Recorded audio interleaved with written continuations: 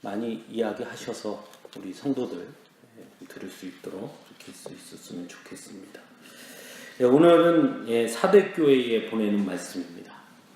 7개 교회에 예수님이 말씀하셨는데 그 중에 이 사대교회는 뭐가 없는 교회죠? 칭찬이 없는 교회입니다. 칭찬이 없었던 교회. 다른 데는 칭찬이 있고 책망이 있죠. 그런데 이 사대교회는 칭찬은 없고 책망만 있는 교회입니다. 이 사대라는 곳은요, 기원전 1200년경에 세워진 도시입니다. 그러니까 역사가 매우 오래된 도시이고요. 리디아 왕국의 수도였다고 그럽니다. 그러니까 아주 오래된, 역사가 아주 오래된 도시죠.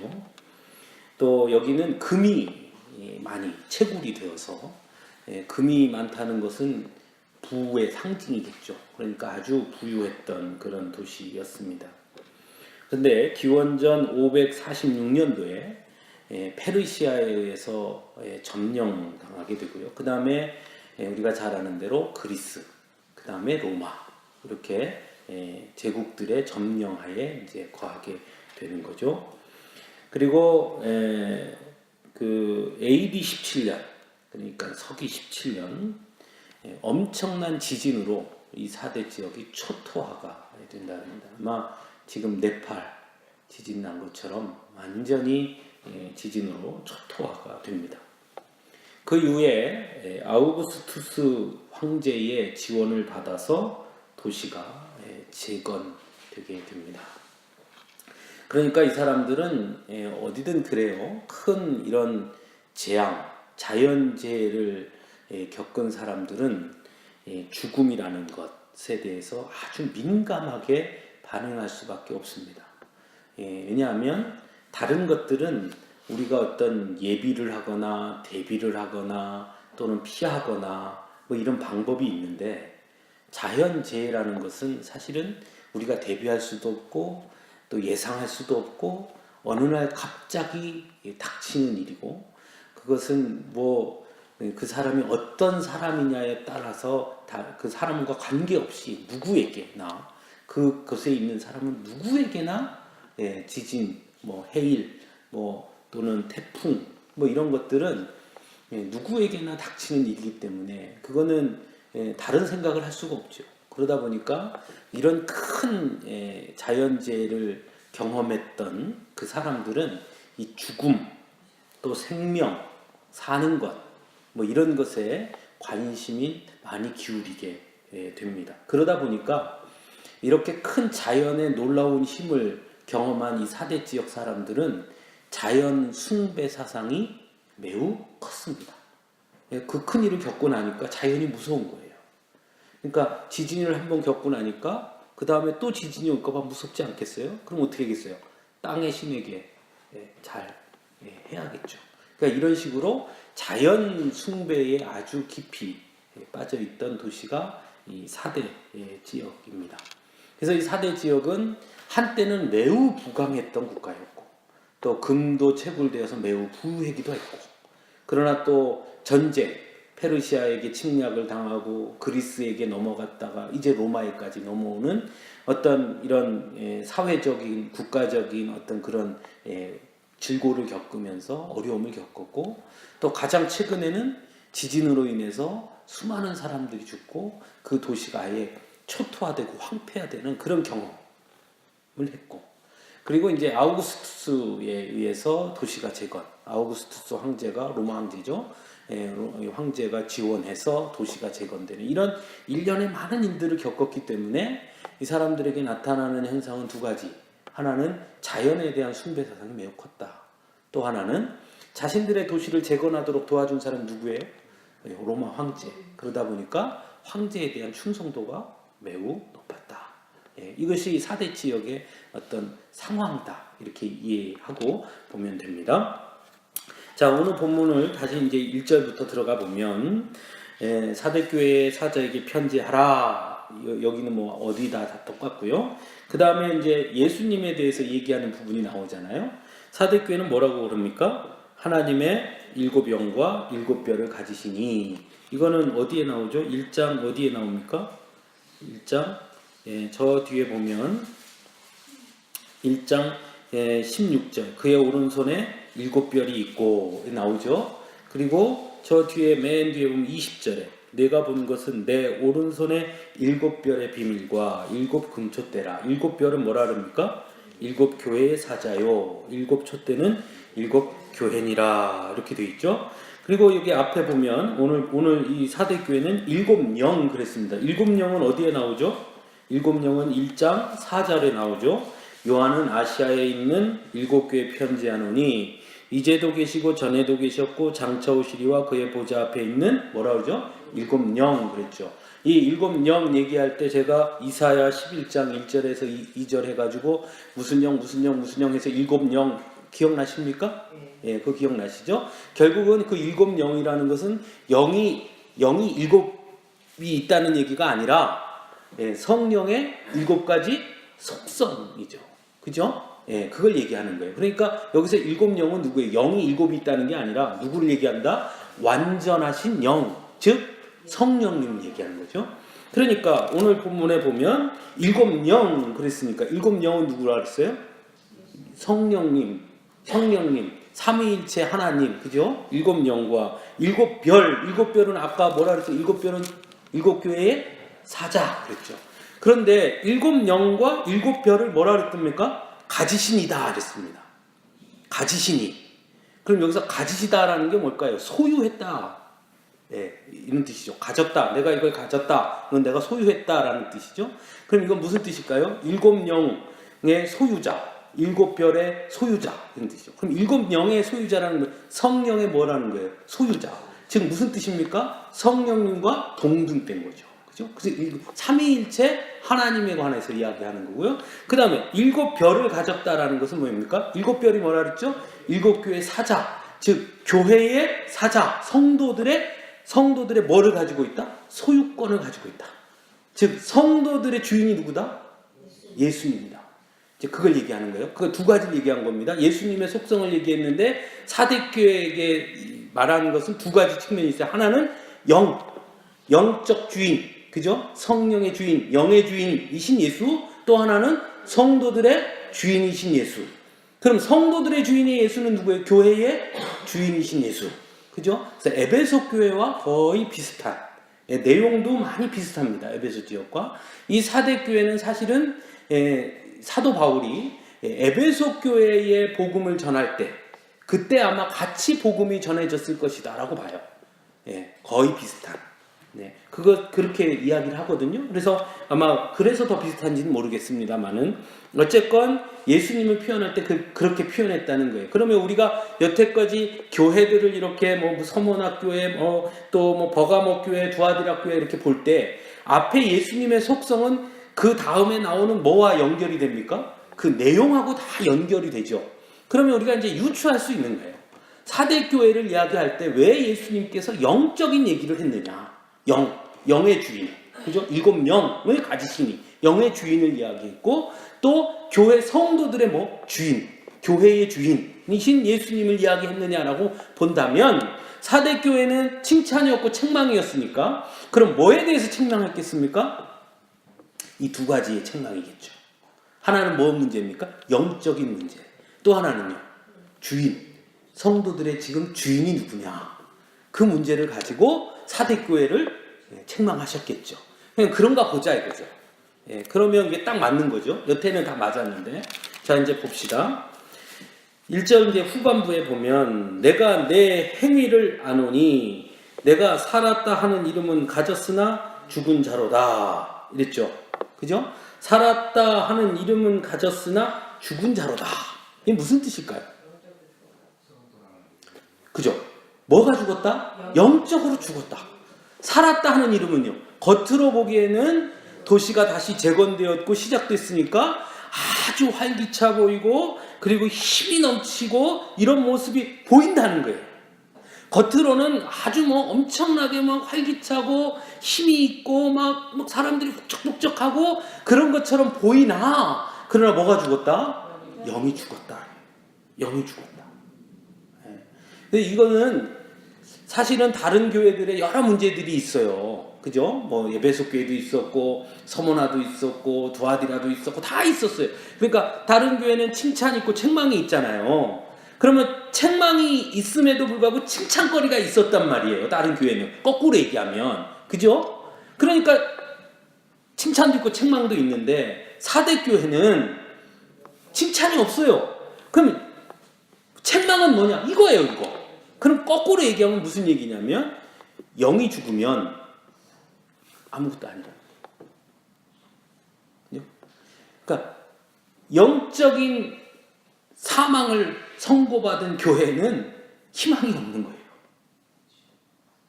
겉으로 보기에는 활기차 보이고 겉으로 보기에는 힘이 있어 보이고 막 그렇지만 영적인 사망 선고를 받은 교회는 희망이 없는 거예요. 그러니까 우리가 겉으로 드러나는 것도 되게 중요하지만 오늘 본문에 뭐라 그러냐면 살았다 하는 이름은 가졌다 그래요. 사람들이 볼 때 사대교회는 엄청 힘이 있어 보이고 활기차 보였다는 거예요. 아, 사대교회는 대단해 이런 소리를 들었다는 거예요.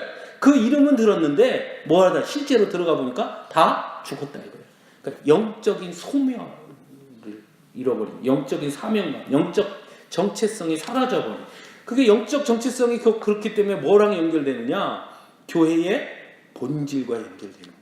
교회가 어디냐? 뭐 하는 데냐? 교회는 다른 것도 다 중요합니다. 뭐 프로그램도 있어야 되고 뭐 활기차야 되고 봉사도 있고 헌신도 있고 뭐 선교도 해야 되고 다 중요하지만 뭐가 제일 중요하냐?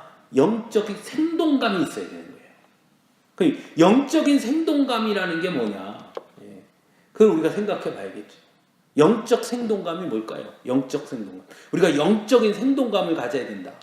우리가 영적으로 깨어 있어야 된다. 우리 이런 말 많이 하죠. 영적으로 깨어 있어야 된다. 뭐 또는 영적인 분별력을 가져라. 뭐 이런 얘기 정말 많이 하는데 그럼 영적인 분별력, 영적인 생동감, 뭐 영적으로 살아있다, 영적으로 능력이 뭐 강하다, 뭐 영역이 있다, 뭐 하여튼 우리가 영이라는 말을 많이 씁니다. 영적 이런 말. 그럼 그 영적으로 생동감이 있고 살아있고 이게 뭘 의미하는 거겠습니까? 아까도 얘기했지만 영이 여기서 말하는 영이 누구예요? 성령 예수님이죠. 그죠? 네. 우리가 영적으로 살아있다는 거 얘기할 때 대부분 잘못 착각하는 것은 나의 문제라는 거예요. 내가 영적으로 얼마나 깨어있나? 내가 얼마나 영적으로 민감한가? 아 그래서 나는 딱 보면 영적으로 딱 깨어있어서 딱 보면 저 사람 좀 문제 있는 것 같아. 저는 바로바로 압니다. 뭐 이런 사람들이 있어요. 저는 영안이 열려가지고 보면 다 보입니다. 그런 사람들. 네? 저는 뭐 영안이 있어가지고 뭐 죄의 자리에 가면 뭐 구역질이 나오고 이런 사람들이 있어요. 다 틀린 거예요. 영적으로 깨어있다, 영적으로 우리가 민감하다, 영적인 어떤 분별력이 있다, 영적 능력을 가졌다라는 말은 거꾸로 얘기하면 그 말은 성경적으로 얘기하면 영은 누구예요? 하나님. 다시 말하면 하나님의 생동감이 있고 하나님으로 깨어있고 하나님으로 살아 움직이는 사람이에요. 다시 말하면 더 쉽게 얘기하면 하나님이 나에게 원하는 하나님의 뜻이 무엇인지를 분별하는 것. 그게 영적 분별력이에요. 네. 내가 있는 자리에 하나님이 나에게 뭘 원하시는가를 분별하는 것. 그게 영적 분별력이에요. 영적 능력이라는 것은 뭐냐면 하나님과의 친밀감이 곧 영적 능력이에요. 네. 영적으로 깨어있다는 것은 무슨 의미냐면 내가 하나님과 교통함이 민감하게 일어날 때 그게 영적으로 깨어있는 거예요. 어떤 사건을 볼 때 내 마음의 아픈 것만 느끼는 게 아니라 그 사건을 보면 하나님의 마음을 같이 느낄 줄 아는 것. 그게 영적인 깨어짐이에요. 끼임이에요. 네팔에 지진이 났어요. 수많은 사람이 죽었어요. 그걸 볼 때 우리 하나님은 그들을 보면 어떤 마음을 느낄까를 같이 공유하면서 아파할 줄 아는 게 영적인 깨어남이에요. 그게 깨어있음이에요. 그죠? 근데 그 사람들, 거기는 힌두교인들이 사는 데라 하나님께서 벌해가지고 그 지진이 나가지고 그렇게 됐다. 이거는 하나님의 영적인 깨움이 아니에요. 그렇죠? 그러니까 우리가 영적이라는 말을 많이 쓰는데 그 영적이라는 말은 중요하게 우리가 기억해야 될 것은 소유권이 누구에게 있다는 거예요. 하나님께 있다는 거예요. 내게 있는 게 아니에요. 내가 영적으로 아니에요. 내가가 아니라 하나님과 친밀함으로 하나님의 음성을 내가 더 민감하게 듣는 겁니다. 예. 내가 하나님과 더 관계가 가까워져 있기 때문에 하나님의 뜻을 보는 눈이 열리는 거예요. 그게 영안이 열리는 거예요. 쉽게 얘기하면 세상 사람들은 보지 못하는 것을 하나님의 눈으로 보는 것, 그게 영안이 열리는 거예요. 예. 다시 말하면 성경의 많은 위인들은 다 영안이 열린 사람들이에요. 아브라함도 그렇고 다윗도 그렇고 다 그렇습니다. 아브라함이 하나님의 말씀을 따라서 떠난단 말이에요. 조카 롯이 삼촌과 헤어져서 저기 소돔과 고모라 요단 동편 에덴 동산 같은 땅으로 떠납니다. 아브라함 혼자 남아 있어요. 그때 하나님께서 아브라함에게 내 좌우 남과 북 사방을 다 둘러보라 그러죠. 둘러봐야 뭐 아무것도 없어요. 다 똑같죠. 뭐 여태 왔던 길이고 가야 할 길이고 다 사막이죠. 근데 왜 보라 그랬을까요? 아브라함의 눈으로 보면 똑같은 사막이에요. 그런데 하나님의 눈으로 거기를 보면 하나님께서 주실 축복의 땅이 보이는 거예요. 그게 영안이 열리는 거예요. 다윗도 왕으로 하나님께서 사무엘이 다윗에게 기름을 부어요. 다윗이 이제 왕으로 기름 부음 받은 사람이에요. 그런데 그 다음부터 일어나는 일이 계속 무슨 일이 일어납니까? 고난이 생기기 시작해요. 자기 장인어른이 죽이려고 하지요. 자기 부인이 자기를 무시하지요. 도망가고 더 이상 도망갈 데가 없어요. 미친 척하면 목숨을 구걸하고 광야에서 숨어서 삽니다. 그때 밑에 있던 부하들이 사울이 온 걸 보고 이때가 기회입니다. 싹 해치웁시다. 이렇게 말하죠. 그때 다윗이 뭐라고 그래요? 만류해요. 뭐라고 그럽니까? 하나님 세운 자는 하나님께서 하실 것이다. 그러면서 시편에 뭐라고 그러냐면 하나님은 나를 판단하시는 분이다. 그렇게 말해요. 그게 무슨 뜻이냐? 하나님이 보시면 하나님께서 분명히 누가 옳은지 누가 바른지 하나님께서 심판하실 거니 나는 하나님께 맡긴다 했어요. 다시 말하면 다윗은 그 상황 속에서도 자기 상황만 본 게 아니라 뭘 보는 거냐면 하나님의 눈으로 보는 거예요. 그게 영안이 열리는 거예요. 그러니까 영안이 열리는 거는 다른 게 아니라 하나님의 눈으로 보는 거예요. 그죠? 그러니까 교회는 뭘 가지고 볼 줄 알아야 되느냐? 하나님의 눈으로 볼 줄 알아야 돼요. 이 사회를, 우리 사회를, 또 우리의 삶을, 우리의 이 상황을, 우리의 현실을 우리의 눈으로, 우리의 계산으로 다 맞춰서 보는 게 아니라 영적인 분별력이 있는 교회, 영으로 살아있는 교회는 뭘로 보는 겁니까? 하나님의 눈으로 볼 줄 알고 하나님이 우리 교회를 향한 하나님의 계획이 무엇이고 하나님의 뜻이 무엇인지를 분별할 줄 아는, 그게 진짜 영이 살아있는 교회죠. 바라기는 우리 교회가 그런 교회가 되기를 간절히 바랍니다. 네. 겉으로 저 교회는 뭐 진짜 가보면 목적하고 뭐 프로그램도 많고 뭐 어쩌고 저쩌고, 물론 그 정말 좋은 일이죠. 그러나 그것보다 더 중요한 게 이거라는 거예요. 사대교회가 그게 부족해서 하나님 앞에 책망받은 게 아니죠. 사대교회가 책망받은 것은 죽었다는 거예요. 네. 그죠? 죽었다는 거예요. 뭐가 죽었다는 거예요? 영이 죽었다는 거예요. 예, 그것을 이야기합니다. 즉 교회의 본질, 영적 정체성이 사라진 교회. 그래서 칭찬이 없어요. 칭찬이 없어요. 그 앞에 보면 뭐라고 하냐면 내 행위를 아노니 말씀이 있어요. 이 내 행위를 아노니 라는 말은 두아디라 교회에도 내 사업과에서 똑같이 나오고 에베소 교회에서도 내 행위를 아노니 그랬어요. 그런데 다른 데는 두아디라 교회나 에베소 교회는 행위 뒤에 뭐가 있으냐면 칭찬이 나와요. 그런데 이 사대 교회는 행위 뒤에 뭐가 나오느냐? 책망이 나와요. 무슨 얘기냐면 보여지는 모습은 에베소 교회나 두아디라 교회보다 오히려 더 잘했고 더 훌륭했을지 모르나 본질이 문제가 있는 거예요. 그럼 아무리 겉이 화려해도 그건 잘못이라는 거예요. 그걸 지적하고 계시는 거죠. 그걸 책망하고 있는 겁니다. 그러면서 이제 요청합니다. 2절에 보면 요청하죠. 그런 사대교회에 너는 일깨어 그 남은 바 죽게 된 것을 굳건하게 하라. 내 하나님 앞에 내 행위에 온전한 것을 찾지 못하였다. 이렇게 말합니다. 자, 여기서 내 그 남은 바 죽게 된 것 뭘까요? 남은 바 죽게 된 게 뭘까요? 아까 죽은 게 뭐라 그랬습니까? 영. 그럼 남은 바 죽게 된 게 뭐예요? 다 죽었는데 그 안에 남겨진 아주 작은 영적인 뭔가 갈급함이 있는 거죠. 그게 어디로 넘어가냐면 4절에 가보면 자 그러나 사대에 그 옷을 더럽히지 아니한 자 몇 명이 내게 있어. 다 죽은 것 같은데 그 안에 몇 명이 있다는 거예요. 그 몇 명, 그게 뭡니까? 그 남은 바 죽게 된 것이에요. 그 몇 명만은 뭐를 깨어 있는 거예요? 영적인 깨어남이 있는 분들, 사람들이죠. 그 사람들을 뭐 하라는 거예요? 굳게 붙잡아라. 그들을 더 세워줘라. 내 하나님 앞에 내 행위에 온전한 것을 찾지 못해. 니네가 아무리 무엇을 해도 하나님 앞에 온전한 것이 없다. 내 행위가 하나님 앞에 하나도 온전하지 못하다. 그렇죠? 참 어떻게 했길래 이 교회가 그랬을까요? 그렇죠? 3절을 우리가 들어가 봅시다. 3절에 보면 이제 명령입니다. 내가 어떻게 받았으며 어떻게 들었는지 생각하고 지켜 회개하라. 내가 내 행위에 온전한 것을 찾지 너희들의 모든 행동이 하나님 앞에 하나도 온전하지 못하다. 그러니 어떻게 받았으며 어떻게 들었는지 생각하고 지켜 회개하라 그랬습니다. 뭘요? 뭘 어떻게 받았다는 거예요? 뭘? 복음죠? 믿음.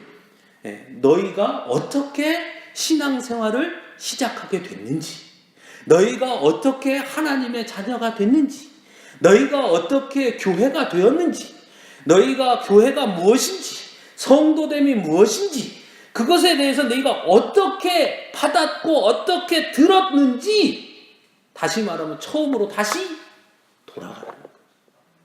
그죠? 다시 한번 생각해봐라. 여기 생각하고 라는 말은요, 영어 성경에는 다 이거를 기억하라 라고 번역했습니다. 그냥 단순히 생각하는 게 아니라 예전에 있던 거를 뭐 하라는 거예요? 다시 되짚어서 기억해라. 다시 말하면 너 처음에 예수님 어떻게 만났는지, 너 처음에 어떻게 예수님 앞에 고백했는지, 내가 복음을 어떻게 받아들였는지.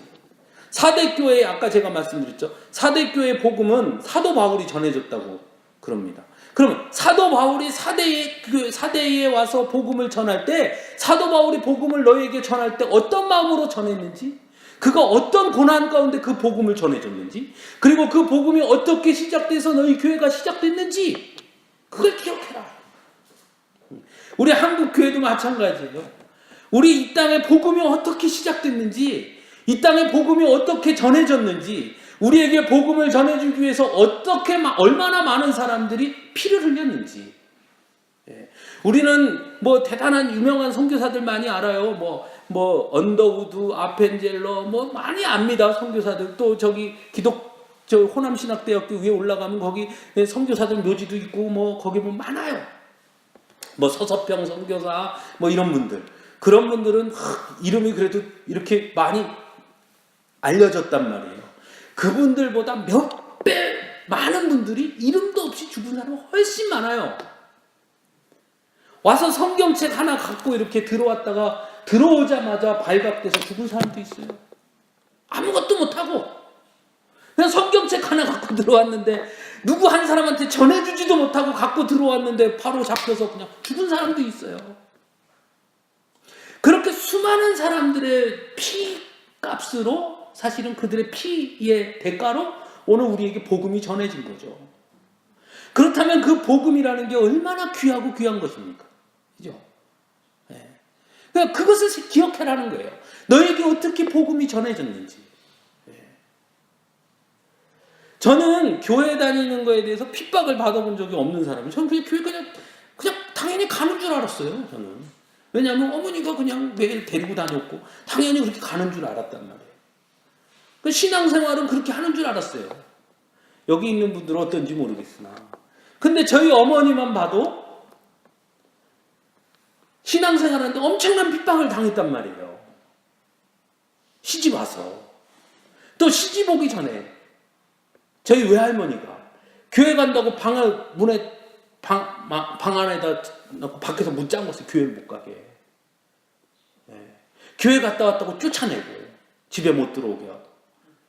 그 그 어머니가 후에 이 딸들 때문에 예수 믿고 권사님 돼서 지금도 살아계시는데 90이 다 되셨는데 지금도 살아계셔서 지금도 그냥 자손들 한 명 한 명 이름 놓고 기도하고 그러신 권사님이 됐지만 그 핍박당했단 말이에요. 두드려 맞고 교회 간다고. 시집 가서는 시아버지, 시어머니한테 핍박당하고 바람났다고 교회 가니까. 너 교회 가면 바람났지. 머리를 막 깎아버리고. 그런 핍박을 당해서 그 믿음의 유산이 제게 온 거죠. 그러니까 저는 믿음이라는 게 너무 쉽게 접했어요. 저는 교회라는 걸 되게 쉽게 접했거든요. 그러나 제가 그렇게 쉽게 접한 거는 사실은 쉬운 게 아니에요. 사실은 그 어머니의 그 핍박, 그 눈물, 그 고통, 그 값으로 제가 이렇게 쉽게 예수를 만난 거예요. 그렇잖아요.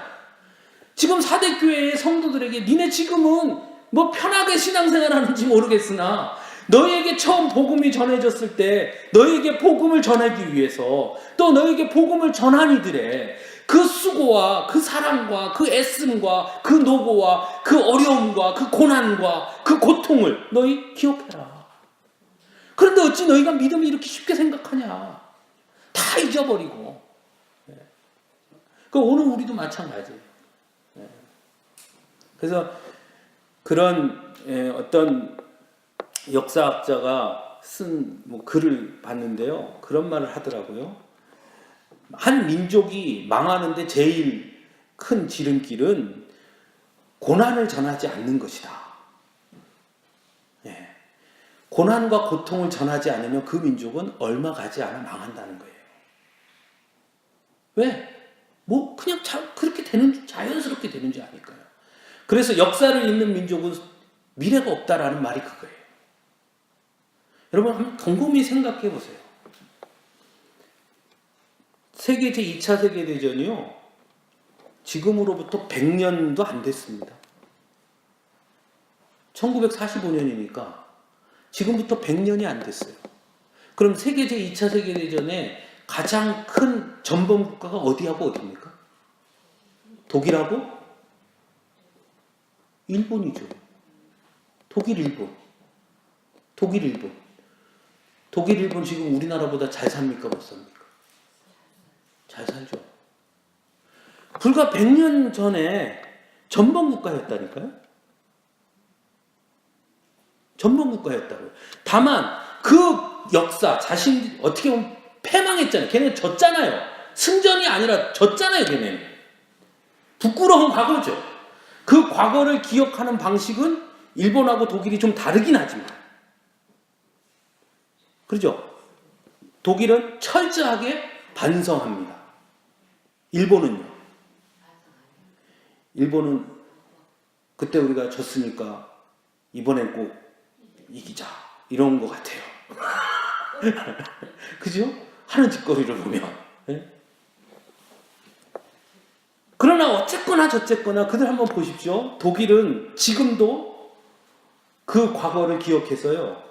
그때 나치 했던 사람은 지금도 발각되면 처벌합니다. 지금도 100년이 가까이 지났는데 그 나치에 가담했던 사람은 지금도 발각되면 처벌합니다.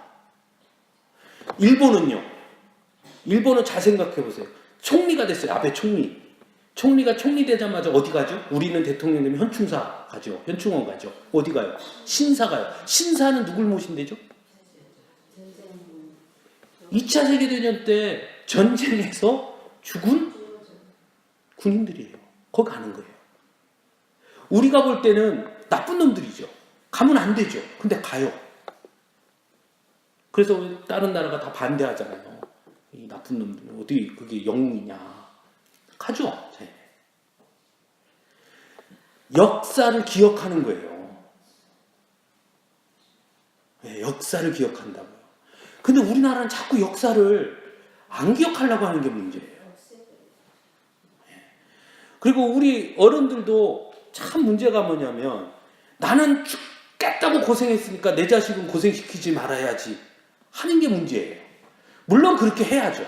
그러나 그러기 위해서 내가 고생한 걸 자식에게 얘기해줘야 돼요. 교육시켜야 돼요. 너 지금은 신앙생활 그렇게 쉽게 하지? 내가 옛날에 교회 다닐 때는 초등학교 때 내가 네 나이 때 나 신앙생활 할 때 나는 1시간씩 걸어서 교회 갔어. 그래도 나 한 번도 안 빠졌다. 응? 근데 너는 지금 그렇게 신앙생활 하면서 뭐 대단하게 하는 것처럼 이야기해줘야 돼. 우리가 얼마나 이 신앙을 지키기 위해서 내가 얼마나 힘들었고 애썼는지 그걸 알려주고 그걸 기억하게 해줘야 돼. 되게 중요한 일입니다. 그래서 기억하라고 그럽니다. 두 번째는 뭐냐면 지키라고 합니다. 생각하고 지키라.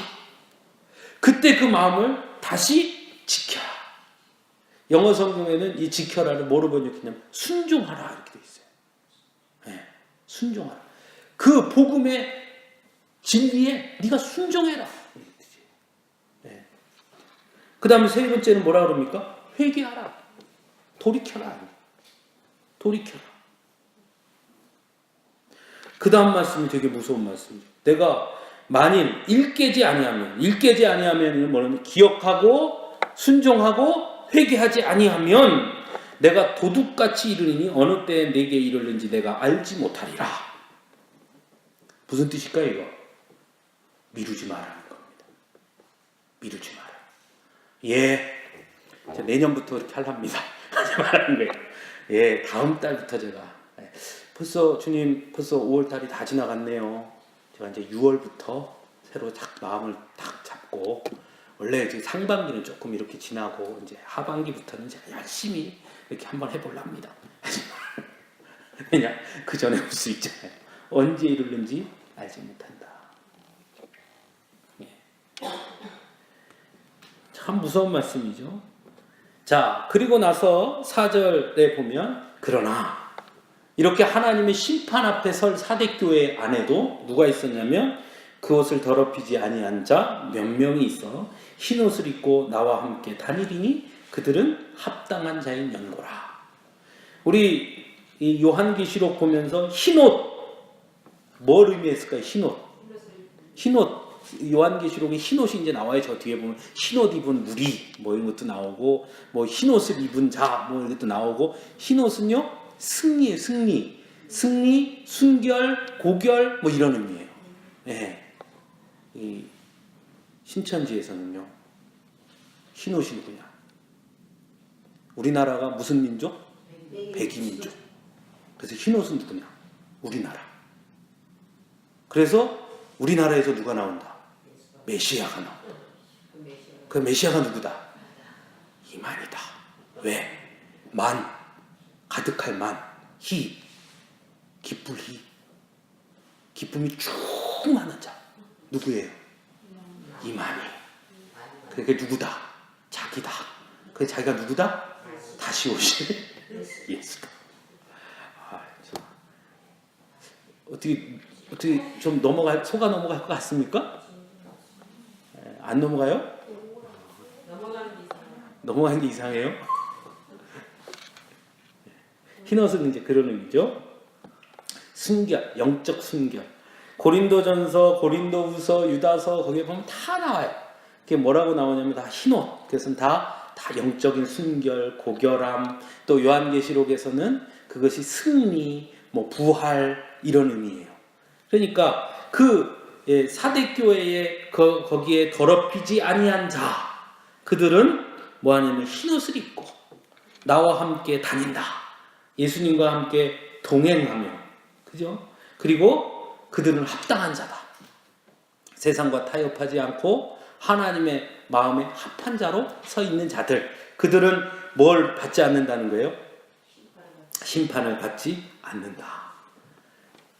5절에 보면 이기는 자는 그런데 그 이기는 자가 뭐라고 말하냐면 이와 같이 흰옷을 입을 것이요. 자, 우리가 여기서 한 가지 생각해 볼 게 있습니다. 이기는 자, 흰옷을 입고 다른 교회도 다 뭐 이기는 자는 다 나오죠. 이기는 자. 그 이기는 자는 궁극적으로 언제 이긴다는 거예요. 마지막 종말의 순간, 심판 때의 순간에 이긴 사람은 이렇게 가고 진 사람은 이렇게 성경 마태복음에 보면 양과 염소 구별하듯이 우리는 대부분 이기는 자라고 나오면 그렇게 얘기한단 말이에요. 마지막 예수님의 심판, 예수님께서 이 땅에 재림하셔서 심판하실 때 그때 이겼다 졌다가 그때 판결된다라고 생각하는 거죠. 그래서 우리가 자꾸 미루는 거예요. 그때 가서 막판에 역전하면 되니까. 네, 그래서 우리가 자꾸 미룬다고요. 그렇잖아요. 또 우리 무슨 생각을 갖고 있냐면 이런 생각도 있어. 그러니까 내가 계속 이기다가 하필이면 예수님 오기 직전에 내가 코꼬라지는 근데 손해잖아. 이런 생각이 있단 그런 생각이 있단 말이에요. 네? 그러다 보니까 그 말을 거꾸로 얘기하면 그러니까 쭉 지다가도 막판에 뭐 하면 된다. 이기면 그럼 장땡이다 이거예요. 그러니까 괜히 지금부터 열심히 이겼다가 나중에 지느니 지금은 그냥 들렁설렁하고 막판에 이기면 되는 거 아니냐. 그러니까 항상 이긴다라는 말을 뒤로 자꾸 밀어요. 자꾸. 그러니까 지금은 어떻게 사느냐. 지금은 이기는 것과 관계없이 살 때가 많은 거죠. 그런데 오늘 사대교회를 보면 아까 앞에 뭐라 그랬냐면 사대의 그 옷을 더럽히지 아니한 자 몇 명이 있어요. 그죠? 그들이 뭘 입는다 그러니까 흰옷을 입는다 그럽니다. 근데 이기는 자도 뭘 입어요? 흰옷을 입어요. 그러니까 사대교회의 지금 순결함과 복음의 진리를 가지고 살아가고 있는 성도는 이미 이긴 거예요. 그러니까 이긴다는 것이 저 마지막 때의 의미가 아니라 지금 내 삶 속에서 내가 얼마나 신앙적으로 믿음 안에서 하나님과 동행하며 이기며 살고 있느냐가 되게 중요하다는 거죠. 근데 이거를 자꾸 얘기를 안 하니까 저 뒤로만 자꾸 얘기하니까 오늘의 내 삶이 그렇게 중요하지 않게 여겨지는 거예요. 네, 그렇지 않아요. 오늘 본문도 그 얘기를 하잖아요. 이기는 자는 이와 같이 앞에 있는 사대교회의 그 몇 명 더럽히지 아니한 믿음의 신앙의 순결함 고결함을 가진 그 몇 명과 같이 똑같이 흰옷을 입는다. 여러분 요즘 야구 경기 보십니까? 다 여자분들이 잘 안 보시죠? 요즘 야구 경기에 최고 인기팀이 있어요. 한화 이글스예요. 한화 이글스. 김성근 감독이라는 분이 올해 딱 부임을 했어요. 한화 이글스 별명이 마리화나예요. 마리화나.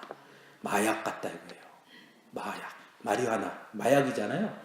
그래서 한화니까 앞에다 마리를 붙여서 마리한화 이렇게 불러요. 그럼 무슨 얘기냐면 6대0으로 지다가요. 막판에 7대6으로 이겨요. 8회 9회 가서 막 다 뒤집는 거예요. 사람들이 그냥 환호성을 올리는 거예요. 얼마나 재밌어요. 6대0으로 지고 있었는데 뭐 6대0 딱 벌써 3회 이랬는데 6대0에 그럼 사람들 에이 졌구만 이럴 텐데 6대0에서 시작하더니 6대1 6대2, 6대3, 6대4, 6대5, 9회에 6대6. 그러더니 연장 가서 7대6 이기는 거예요. 사람들이 다 바짝 뛰죠. 역전 경기는요, 진짜 재밌어요. 그럼 생각해 봅시다. 프로야구 경기가 144경기래요, 1년에. 144경기를 해서 역전을 해서 그렇게 이기는 게 얼마나 되겠습니까? 얼마 안 돼요. 그러면 그렇게 우리 사람들한테 엄청난 쾌락을 주고 쾌감을 주고 와 멋있다. 그럼 하나가 지금 몇 위 할까요? 하나가 프로야구 10개 팀 중에 몇 등은 7위예요. 7위. 제일 강한 팀은 어떤 팀일까요? 그런 특별하게 뭐 역전 그런 게 중요한 게 아니라 처음부터 쭉 이기면 끝까지 딱 그런 팀이 좋은 팀이에요. 그렇죠? 역전이라는 것은 대단한 쇼킹한 재미를 줄 수 있지만 그건 사실은 되게 작은 확률이에요. 우리가 믿음 생활도 마찬가지입니다. 나 그냥 쭉 살다가 막판에 내가 예수님 만나서 사도 바울 같은 길을 걸어가다가 다메섹 도상에서 예수님을 만나는 사람이 있어요, 없어요? 있어요. 그러나 한번 잘 생각해 보세요. 초대교회에 활동한 사도들 중에 사도 바울 같은 사람은 사도 바울 한 명이에요. 그죠? 베드로, 야고보, 안드레, 요한 다 이미 예수님한테 뭘 받았어요? 훈련 받았어요. 공생의 기간 동안. 그래서 사도가 됐어요. 사도 바울같이 사도된 사람은 13명 중에 한 명이에요. 그런데 자꾸 사람들 그거만 봐요. 나도 좋아해야지. 누구 맘대로요. 그게 내가 마음먹는다고 되는 게 아니에요. 중요한 건 지금부터 차분히 가야 되는 거예요. 그러니까 내가 지금 항상 이 사대교회의 그 더럽히지 않은 몇 명처럼 살아야 마지막에도 이기는 거지. 나는 이 세상에 물론 우리가 간증 들으면 뭐 깡패짓 하다가 뭐 먼짓 하다가 나중에 하나님 만나서 뭐 훨씬 더 감동적이고 이런 게 있어요. 그 사람은 얼마 없어요. 네. 그러니까 우리의 매일의 삶이 정말 중요한 겁니다. 매일매일 내 신앙의 삶이, 오늘의 삶이 정말 중요하다는 걸 우리가 잊지 말아야 합니다. 자, 그 다음에 5절에 내가 그 이름을 생명책에서 결코 지우지 아니하고 그 이름을 내 아버지 앞과 그의 천사들 앞에서 시인하리라. 네. 무슨 뜻입니까? 이 말을 역으로 생각해 봅시다. 이게 되게 중요한 말씀이에요. 생명책에서 결코 지우지 아니한다라는 것은 지워지는 사람이 있다 없다? 있다. 그의 천사들 앞에서 내가 시인하리라 라는 말은 내가 그 천사들 앞에서 시인하지 않는 사람도 있다? 없다? 있다. 예수님도 말씀하죠. 주여 주여 하는 자마다 다 내가 아니다. 나중에 내 주의 이름으로 했다. 나는 너희를 모른다? 나오잖아. 그죠? 정말 중요하잖아요. 한 번 딱 새겨지면 그냥 쭉 가면 좋겠는데 그죠? 모른다 한다잖아요. 주야 내가 주님의 이름으로 귀신도 쫓아내고 내가 주님의 이름으로 이런 일도 했고 저런 일도 했고 했는데 나는 너를 모른다.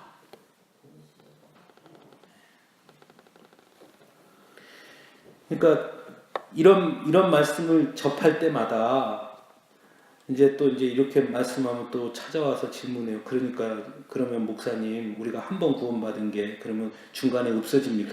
그 뜻이 아니라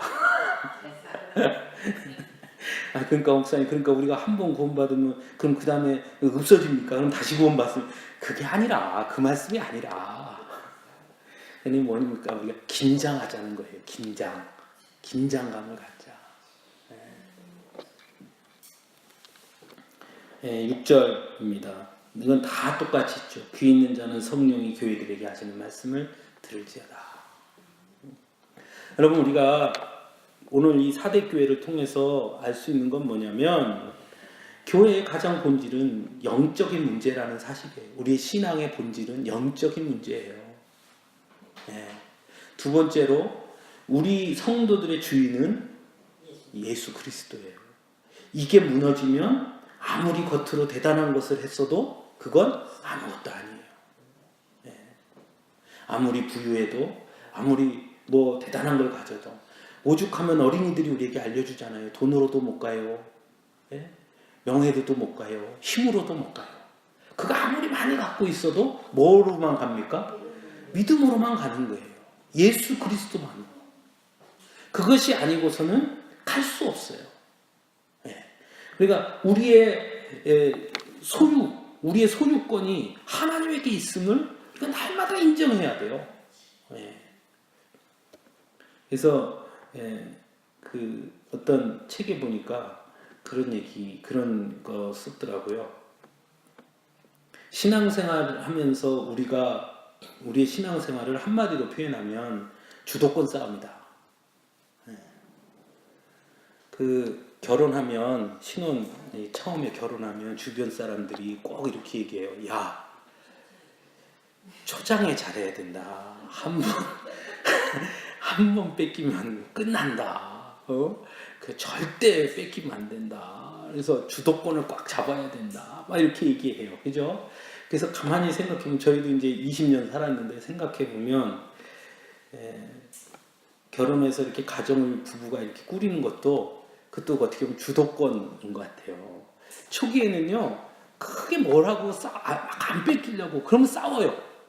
뺏으려고 안 뺏기려고 그러다 보니까 싸우거든요. 그런데 어느 순간 아니 부부가 무슨 주도권이 있어 하고 내려놓으면 뺏을 것도 없고 안 뺏길 것도 없어요. 그러면 그 다음부터는 안 싸워요.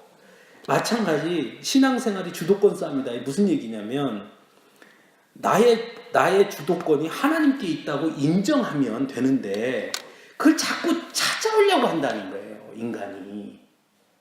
그러니까 그걸 자꾸 찾아왔다가 조금 힘들면 이제 갖고 가. 다가 좀 괜찮으면 빨리 내놔. 이런다는 거죠. 이게 아니라 우리의 주도권은 우리 하나님께. 예. 하나님이 가져가라 그래도 아니요. 하나님 겁니다. 하고 맡겨야 우리의 삶이 편해지는 겁니다. 평안해지고. 이 사도교회를 통해서 우리 오늘 또 깨우치고 느낀 것들을 깊이 기억할 수 있기를 간절히 바랍니다.